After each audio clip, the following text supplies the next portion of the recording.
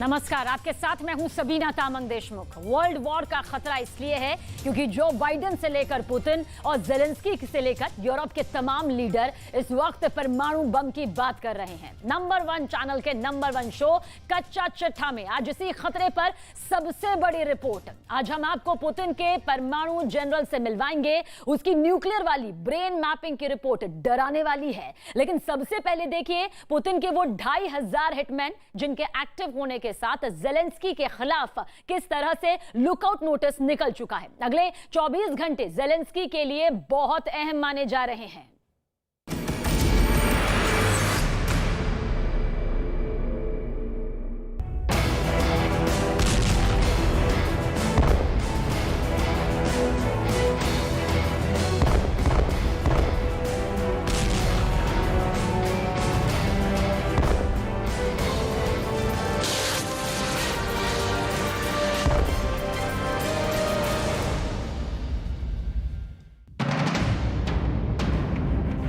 $2500 hitman, Putin ने एक आवाज लगाई और 2500 हिटमैन तैयार हो गए।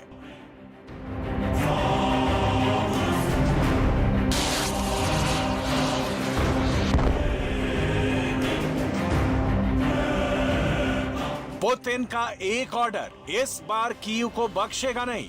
क्या अगले सरप्राइज अटैक में जेलेंस्की का बंकर पूरी तरह तबाह हो जाएगा? जेलेंस्की के सीक्रेट अड्डे पर हिटमैन का हमला कैसे होगा? हिटमैन कौन है? कितना फायर पावर है?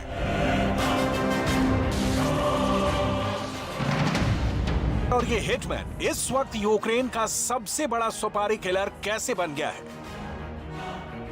10 अक्टूबर को कीव पर दनादन हुए हमलों के बाद पुतिन ने गियर चेंज कर दिया है। पुतिन इस बार जेलेंस्की को माफ नहीं करेंगे, ये सब जानते हैं। बस मौके का इंतजार है और वक्त तय होना है, क्योंकि पुतिन ने ईरान से 2400 नए ड्रोन लेने का ऑर्डर जारी कर दिया है।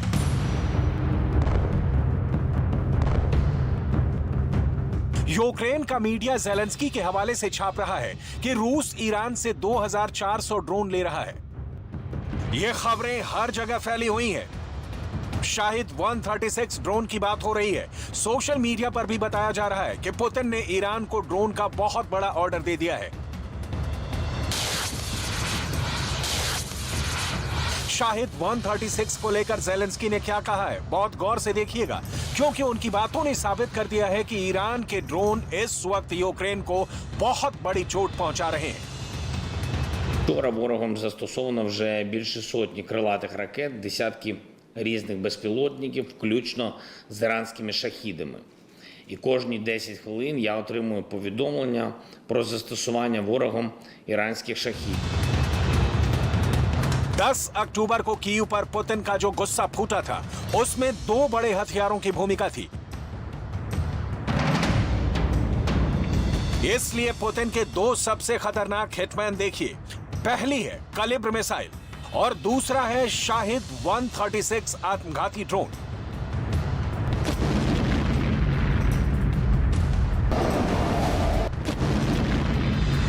दोनों हथियार 10 अक्टूबर को लगातार लॉन्च किए गए। इसमें कलिब्र क्रूज मिसाइल के हमले तो बहुत ज्यादा खतरनाक माने गए। इस मिसाइल के अलग अलग वर्जन से पुतिन ने कीव और यूक्रेन के कई शहरों पर कयामत बरसाई। कलिब्र हर तरफ से लॉन्च की गई, बॉम्बर से लॉन्च की गई, समंदर से लॉन्च की गई और लैंड बेस्ड लॉन्चर से दागी गई। काला सागर से उठे इन मिसाइलों के बवंडर ने कीव को पूरी तरह हिलाकर रख दिया। परमाणु हमले जैसे खतरे को देखते हुए लोग अंडरग्राउंड मेट्रो में पनाह लेने लगे। पुतिन का दूसरा सबसे बड़ा हथियार है शाहिद 136 ड्रोन। जेलेंस्की के लिए बहुत बड़ा सरप्राइज दिया था। इस हिटमैन ने पहले से तय टारगेट पर जबरदस्त हमले किए। जेलेंस्की अब तक इस बात को समझ नहीं पाए कि पुतिन ने अभी तक अपनी पूरी पावर नहीं दिखाई है। वो चाहें तो कीव के साथ जेलेंस्की का घर, उनका बंकर और तमाम बड़ी सरकारी इमारतें धूल में तब्दील हो जाएंगी।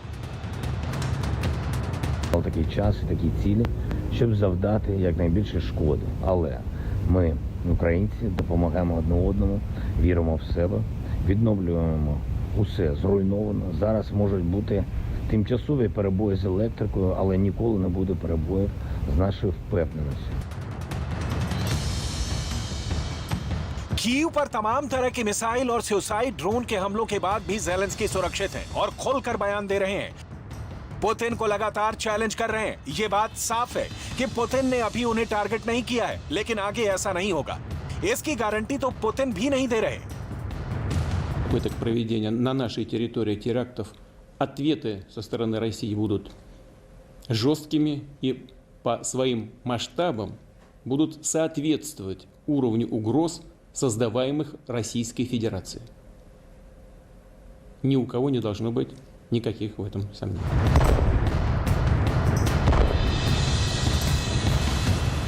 ज़ेलेंस्की ने अपने वीडियो स्टेटमेंट में ईरान के ड्रोन का नाम लिया है। पुतिन इस वक्त यूक्रेन में ईरान के शाहिद 136 सुसाइड ड्रोन का इस्तेमाल कर रहे हैं, जो उड़ता हुआ बम है और वहां जाकर गिरता है जिस टारगेट को उसे पूरी तरह से खत्म करना होता है।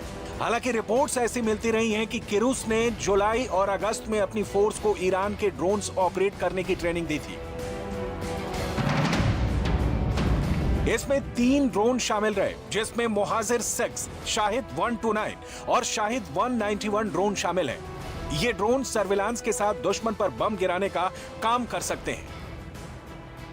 आत्मघाती शाहिद 136, इनमें शाहिद 136 वाकई बहुत खतरनाक ड्रोन है, जो अकेला हमला नहीं करता बल्कि एक साथ कई ड्रोन लॉन्च किए जाते हैं। ये आत्मघाती ड्रोन है। इन्हें ईरान का कामिकाज़े ड्रोन कहा जाता है, जो यूक्रेन की पोजीशन पर अटैक कर रहे हैं। कुछ वक्त पहले की ही बात है जब रूस ने ईरान से ड्रोन लेने शुरू किए थे और ये खबर पश्चिमी मीडिया में आई थी।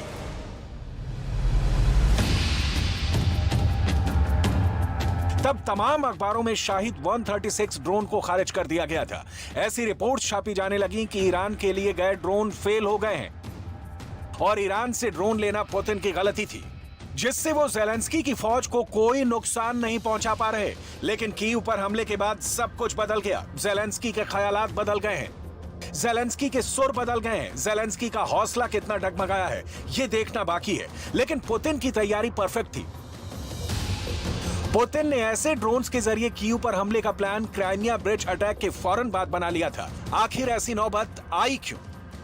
8 अक्टूबर 2022, 6:07। इसके लिए 8 अक्टूबर को सुबह 6:07 का ये वीडियो देखिए, जब रूस को क्राइमिया से जोड़ने वाले पुल पर बहुत बड़ा धमाका होता है।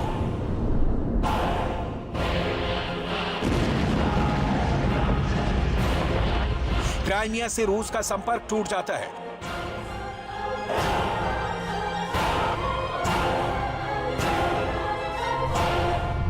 इस धमाके को ज़ेलेंस्की और नेटो का मास्टर स्ट्रोक बताया जाता है।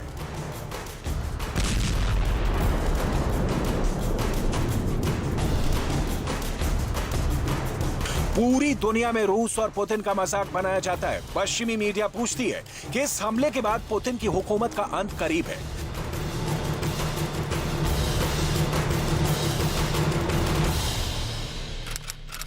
फिर 10 अक्टूबर 2022, कीव शहर एक शांत सुबह के साथ उठता है। चिड़ियों की चहचहाहट के बाद अचानक खुलती है पुतिन की तीसरी आंख और दुनिया देखती है कि कीव शहर कैसे धमाकों से गूंज रहा है, कैसे पुतिन की मिसाइल और ड्रोन ज़ेलेंस्की के फेवरेट शहर को तबाह कर रहे हैं।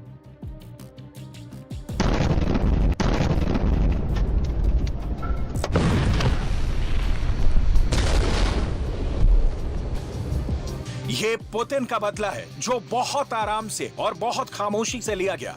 लेकिन अब 2500 नए हिटमैन का ऑर्डर बता रहा है कि पुतिन के बदले वाली आग अभी पूरी तरह ठंडी नहीं है।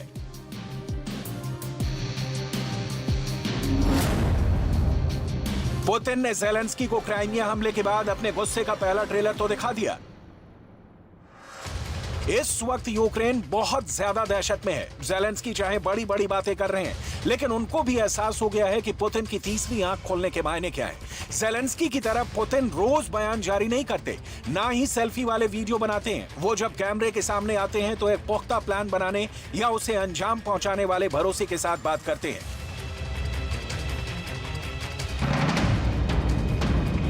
पुतिन ने ज़ेलेंस्की को सबक सिखाने का ऑर्डर दिया है। उन्होंने अपने स्पेशल ऑपरेशन के नए कमांडर जनरल सर्गेई सुरोविकिन को अपना एजेंडा बताया है। जनरल सर्गेई सुरोविकिन वो कमांडर हैं जिन्हें चेचन कमांडर रमजान कादिरव की सलाह के बाद नियुक्त किया गया। रूस की इस तिकड़ी का जवाब ज़ेलेंस्की के पास फिलहाल नहीं है। नए जनरल सर्गेई सुरोविकिन के फाइनल ऑर्डर पर ही काला सागर में रूस की नेवी एक्टिव हुई और फिर रूस के वॉरशिप से एक के बाद एक कैलिब्र मिसाइल दागने लगी। कैलिब्र क्रूज मिसाइल 1,500 से 2,500 किलोमीटर की दूरी तक अटैक कर सकती है। इसे आसमान से भी लॉन्च किया जा सकता है, जमीन से भी और समंदर से भी इसे दागा जा सकता है। इसलिए अब ज़ेलेंस्की को भी समझने की जरूरत है कि उनके अंडरग्राउंड होने का वक्त आ गया है, क्योंकि पुतिन के पास अब एक नया कमांडर है जिसने कादिरव के साथ पुतिन के इरादों को बहुत खतरनाक बना दिया है। पुतिन अब कुछ भी कर गुजरने को तैयार है।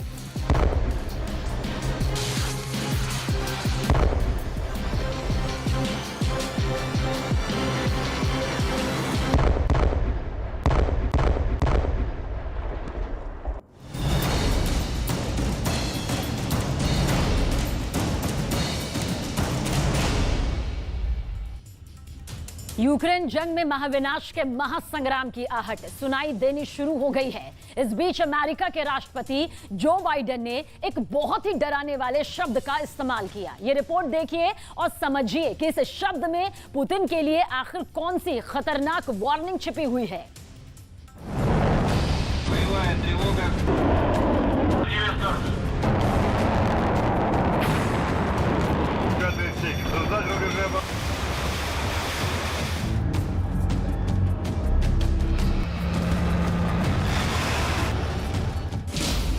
सर्गेई सुरोविकिन के हाथ जंग की कमान।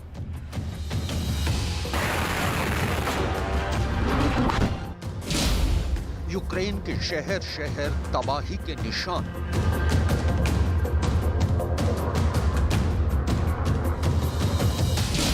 परमाणु हमले की धमकी पर भड़का अमेरिका।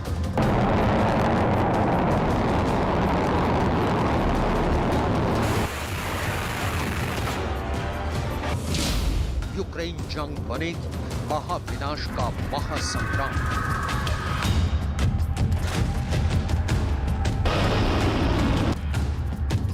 यूक्रेन जंग को शुरू हुए 8 महीने पूरे होने वाले हैं और इस दौरान दुनिया यूक्रेन के शहरों को खंडहरों में तब्दील होने वाली तस्वीरों को देखकर दहल रही है। लेकिन अब इस जंग में एक ऐसा खतरनाक मकाम आया है जो दुनिया को महाविनाश के महासंग्राम की तरफ धकेल सकता है। रूस के राष्ट्रपति व्लादिमीर पुतिन अब बार बार अमेरिका समेत पूरी दुनिया को यूक्रेन पर परमाणु हमले का डर दिखाकर ब्लैकमेल कर रहे हैं। लिहाजा अब राष्ट्रपति पुतिन के परमाणु हमले के बयान पर अमेरिकी राष्ट्रपति जो बाइडेन बुरी तरह से भड़के हुए हैं। एक इंटरव्यू के दौरान जो बाइडेन ने सीधा कहा कि अगर रूस यूक्रेन पर परमाणु हमला करता है तो अमेरिकी रक्षा विभाग पेंटागन को पता है कि क्या करना है। पेंटागन को उनसे इजाजत लेने की जरूरत नहीं है। इस दौरान उन्होंने ये भी कहा कि वो नहीं जानते कि राष्ट्रपति पुतिन के दिमाग में क्या चल रहा है, लेकिन उन्हें यूक्रेन जंग को फौरन रोक देना चाहिए और यूक्रेन से अपनी सेना को वापस बुला लेना चाहिए। लेकिन दुनिया भर के रक्षा विशेषज्ञों का कहना है कि पुतिन फिलहाल इस जंग को नहीं रोकने वाले हैं और वो यूक्रेन को सरेंडर करवाने के लिए उस पर न्यूक्लियर अटैक भी कर सकते हैं और टैक्टिकल परमाणु हथियारों के इस्तेमाल के लिए उनके पास एक नहीं बल्कि कई विकल्प खुले हैं। यूक्रेन से महज 22 मील दूर बेलगोरोद में रूस का एक बड़ा परमाणु अड्डा है। बेलगोरोद से रूस यूक्रेन पर टैक्टिकल न्यूक्लियर हथियारों के जरिए निशाना बना सकता है। काला सागर में यूक्रेन के पास छोटा न्यूक्लियर टेस्ट कर उसके इलाकों में रेडिएशन फैला सकता है। खार्किव में टैक्टिकल परमाणु हमला कर यूक्रेन की सेना को भारी नुकसान पहुंचा सकता है। कीव में राष्ट्रपति ज़ेलेंस्की पर जानलेवा हमला भी किया जा सकता है। ललीव को निशाना बनाकर ज़ेलेंस्की को जंग में सरेंडर करने के लिए दबाव डाला जा सकता है। रूस पोलैंड में लुब्लिन शहर पर हमला कर सकता है। लुब्लिन से यूक्रेन तक मदद पहुंचाने वाली सप्लाई लाइन शुरू होती है। अमेरिकी राष्ट्रपति जो बाइडेन साफ कर चुके हैं कि अगर रूस ने यूक्रेन पर परमाणु हमला किया तो इसका अंजाम उसे भुगतना होगा और ऐसे सूरत हाल में ये तय है कि यूरोप में महाविनाश का महासंग्राम शुरू हो जाएगा। फिलहाल दुनिया की टेंशन को रूस और पुतिन के करीबी और दोस्त बेलारूस के राष्ट्रपति अलेक्जेंडर लुकाशेंको ने और भी बढ़ा दिया है। राष्ट्रपति लुकाशेंको का आरोप है कि नेटो और यूक्रेन मिलकर बेलारूस पर हमले के प्लान बना रहे हैं।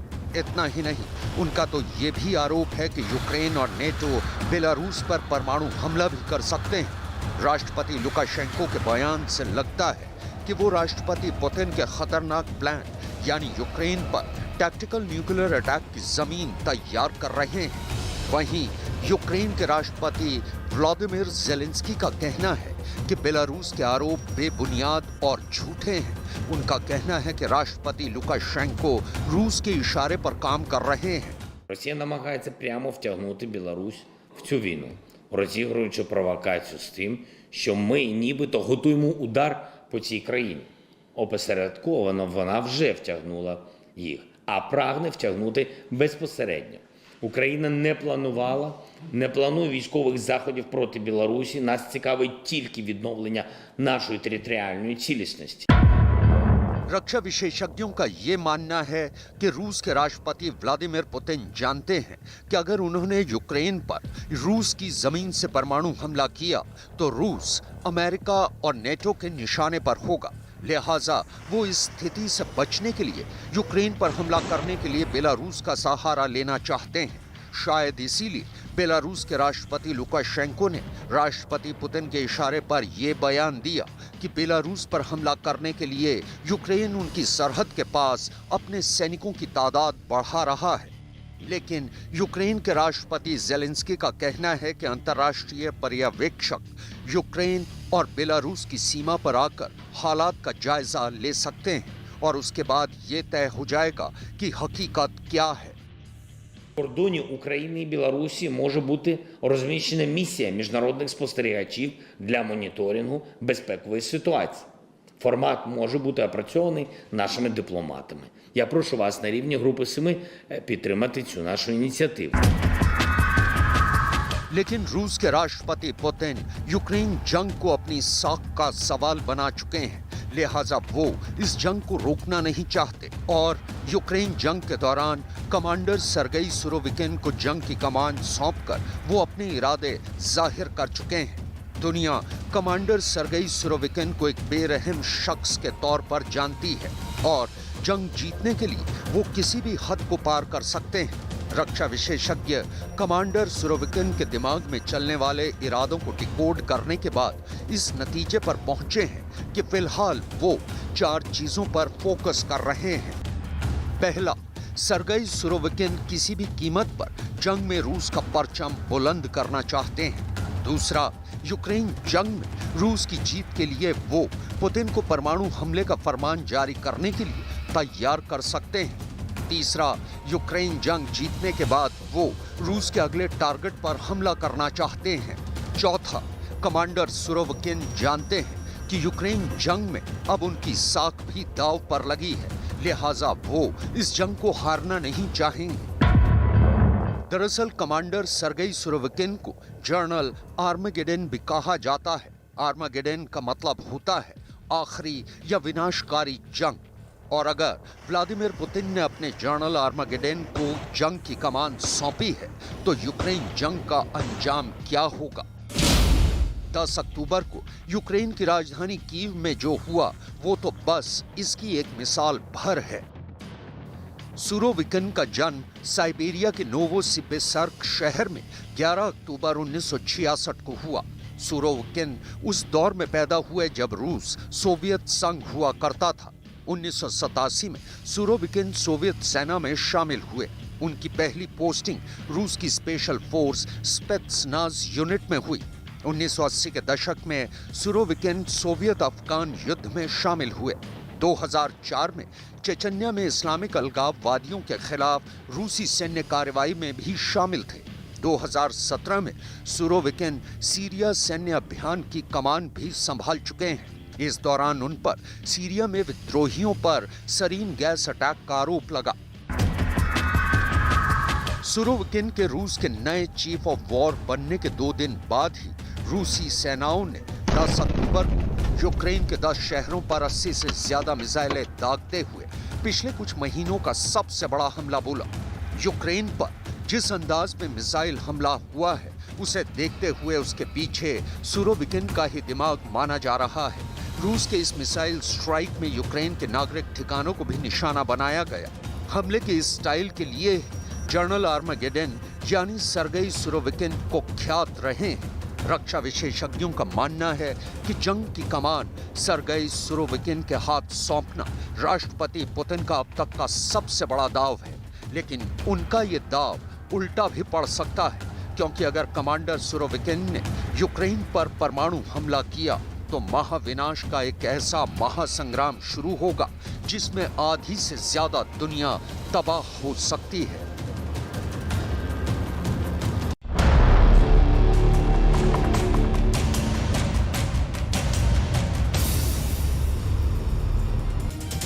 कीव पर हुए हमले के बाद ज़ेलेंस्की का पूरा फोकस नए हथियारों पर है। वो गेम चेंजर हथियार चाहते हैं और उससे पुतिन की फौज को खत्म करना चाहते हैं। कच्चा चिट्ठा में ये रिपोर्ट देखेंगे तो आपको मालूम चलेगा कि ज़ेलेंस्की कौन से नए सीक्रेट वेपन की तलाश में जुटे हुए हैं।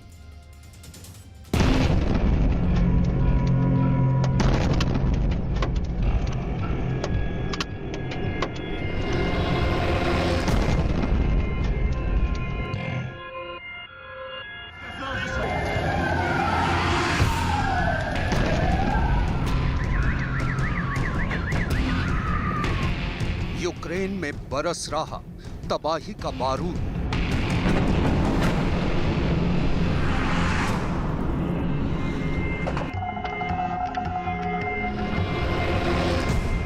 यूक्रेन जंग में आया खतरनाक मकाम।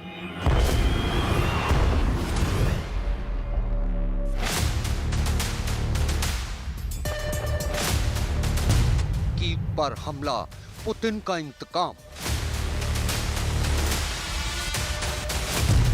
परमाणु हमले के खतरे का अलार्म। क्या है ज़ेलेंस्की का एक्शन प्लान? 10 अक्टूबर को कीव में ऐसा भयंकर मिसाइल अटैक हुआ कि पूरा यूक्रेन थर्रा उठा। लेकिन इस हमले के बाद अब एक सवाल है जिसका जवाब पूरी दुनिया तलाश रही है। क्या क्राइमिया पुल पर हमले का इंतकाम राष्ट्रपति पुतिन यूक्रेन में और भी तबाही मचा कर लेंगे? और अगर ऐसा हुआ तो फिर ऐसे हालात में यूक्रेन के राष्ट्रपति ज़ेलेंस्की का एक्शन प्लान क्या है? क्या वो यूक्रेन को राष्ट्रपति पुतिन के गुस्से की आग में जलने देंगे, या फिर पुतिन को रोकने के लिए एक बार फिर नेटो और अमेरिका से मदद की गुहार लगाएंगे? रूस ने यूक्रेन में जीते चारों इलाकों दोनेत्स्क, लुहांस्क, ज़ेपोरिजिया और खेरसोन में 23 से 27 सितंबर तक एक रेफरेंडम कराने के बाद उन्हें रूस में शामिल कर लिया था। इसके बाद यूक्रेन के राष्ट्रपति ज़ेलेंस्की ने उनके देश को नेटो में जल्द से जल्द शामिल करने की गुहार लगाई, लेकिन उनकी अपील पर उन्हें नेटो के महज 10 देशों का ही समर्थन हासिल हुआ। इस बीच क्राइमिया पुल पर हमला हुआ और इस हमले में क्राइमिया पुल को भारी नुकसान पहुंचा और राष्ट्रपति पुतिन ने हमले का बदला राजधानी कीव को दहला कर लिया। रक्षा विशेषज्ञों का मानना है कि क्राइमिया पुल पर हमले के बाद यूक्रेन जंग में एक बार फिर तस्वीर बदली है और रक्षा विशेषज्ञों का मानना है कि फिलहाल राष्ट्रपति ज़ेलेंस्की को नेटो सदस्यता लेने के बजाय नेटो और दूसरे यूरोपीय देशों से और हथियार मांगने चाहिए। इतना ही नहीं, कुछ रक्षा विशेषज्ञों का तो ये भी कहना है कि अब यूक्रेन को नेटो से और भी घातक और लंबी दूरी तक मार करने वाले हथियार मांगने चाहिए। उनके मुताबिक राष्ट्रपति ज़ेलेंस्की को नेटो से MGM-140 army tactical missile system मांगने पर जोर देना चाहिए। दरअसल MGM-140 army tactical missile system surface to surface missile है। MGM-140 एक टैक्टिकल बैलिस्टिक मिसाइल है। ये 300 किलोमीटर तक मार कर सकती है। इसे हाई मार्स रॉकेट सिस्टम से भी दागा जा सकता है। यूक्रेन भले ही रूस की तुलना में एक कमजोर देश है, लेकिन नेटो और अमेरिका से मिले आधुनिक हथियारों मसलन जेवलिन मिसाइल, स्टिंगर मिसाइल और MRLS रॉकेट सिस्टम की बदौलत 8 महीने से लगातार रूस की सेना को कड़ी टक्कर दे रहा है। रक्षा विशेषज्ञों के मुताबिक यूक्रेन को अमेरिका से और NASAM यानी Norwegian advanced surface to air missile system मांगने चाहिए। दरअसल इस मिसाइल सिस्टम से AIM-9 साइड वाइंडर और IRIS-T जैसी मिसाइलों को दागा जा सकता है। NASAM की रेंज 30 से 50 किलोमीटर है। NASAM का रेडार दुश्मन के टारगेट को 120 किलोमीटर दूर से ही पकड़ लेता है। NASAM दुश्मन के हेलीकॉप्टर, ड्रोन, फाइटर जेट, विमान या क्रूज मिसाइलों को मार गिराने में सक्षम है। रक्षा विशेषज्ञों के मुताबिक यूक्रेन को रूस की फौज के खिलाफ जमीनी लड़ाई के लिए एक और घातक हथियार चाहिए। ऐसा एक हथियार उसे जर्मनी दे सकता है। दरअसल रक्षा विशेषज्ञों का मानना है कि राष्ट्रपति ज़ेलेंस्की की नई शॉपिंग लिस्ट में जर्मनी का मेन बैटल टैंक लेपर्ड 2 जरूर शामिल होना चाहिए। लेपर्ड 2 जर्मनी का मेन बैटल टैंक है। ये 120 mm की L55 स्मूथ बोर गन से लैस है। ये टैंक काइनेटिक एनर्जी एम्यूनेशन से भी लैस है। लेपर्ड 2 टैंक से निकलने वाली गोलियां दुश्मन की बख्तरबंद गाड़ियों से 450 मिलीमीटर के कवच को भेद सकती हैं। इसके अलावा ये टैंक 7.62 mm की MG3A1 गन से भी लैस है। इतना ही नहीं, leopard 2 anti tank guided missile से भी लैस है। इसकी फायरिंग रेंज 5 किलोमीटर तक है। सिर्फ इतना ही नहीं, रक्षा विशेषज्ञों का कहना है कि अपनी ग्राउंड फोर्सेस को सपोर्ट देने के लिए राष्ट्रपति ज़ेलेंस्की को अमेरिका से उसका A-10 लड़ाकू विमान भी जरूर मांगना चाहिए। इस लड़ाकू विमान की बदौलत यूक्रेन अपनी सेना के दस्तों को मजबूत सपोर्ट दे सकता है।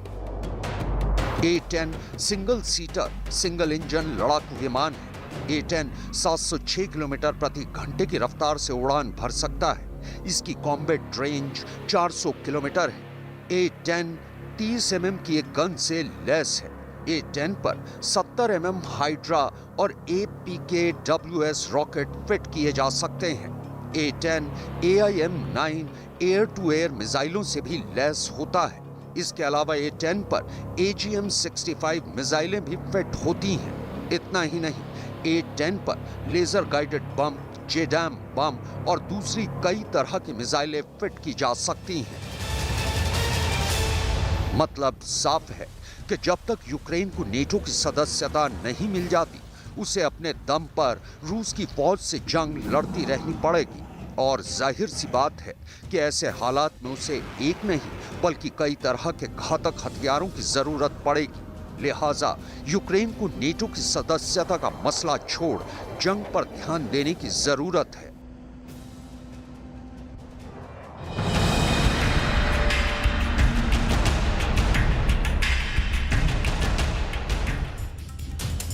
सवाल उठता है कि क्या अमेरिका के पास ऐसे गेम चेंजर हथियार हैं जो पुतिन की फौज को हरा सकते हैं। इस बीच अमेरिका का बहुत ही खतरनाक हथियार वेम्पायर यूक्रेन के साथ साथ ताइवान को भी मिल सकता है।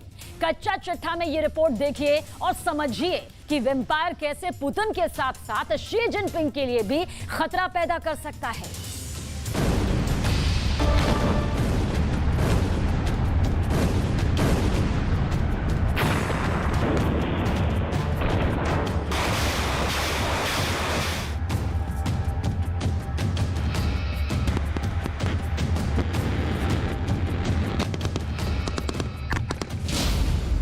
यूक्रेन ताइवान की हिफाजत करेगा अमेरिका का वेम्पायर।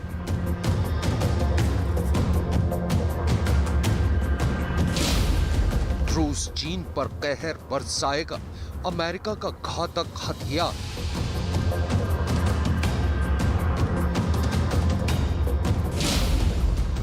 अंतरिक्ष में तैनात अमेरिका के गार्जियन।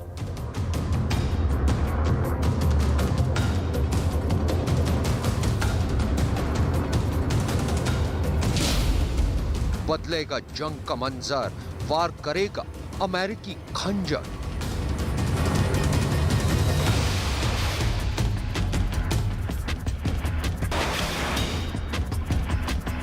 रूस और यूक्रेन के बीच जारी जंग को शुरू हुए 8 महीने होने को हैं, लेकिन इस जंग के थमने के आसार नजर नहीं आ रहे हैं।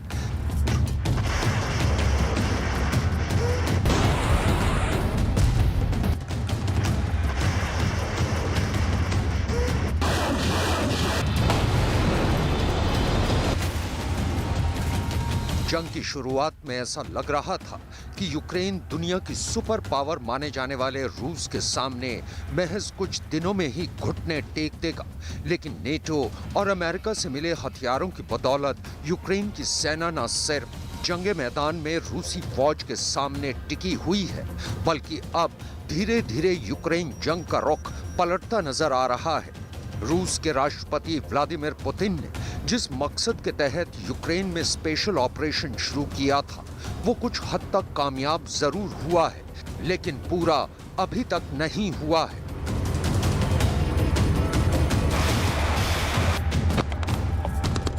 दूसरी तरफ दुनिया के दूसरे हिस्से में जिस तरह चीन ताइवान पर दबाव डालने की कोशिश कर रहा है, उसे भी अमेरिका ने कुछ हद तक कंट्रोल कर लिया है। चीन भले ही ताइवान को घेर कर उसके इर्द गिर्द लगातार युद्धाभ्यास कर रहा हो, लेकिन ताइवान को मिल रहे अमेरिकी मदद, हथियारों और सपोर्ट के चलते चीन ताइवान पर हमला करने की हिम्मत नहीं जुटा पा रहा है।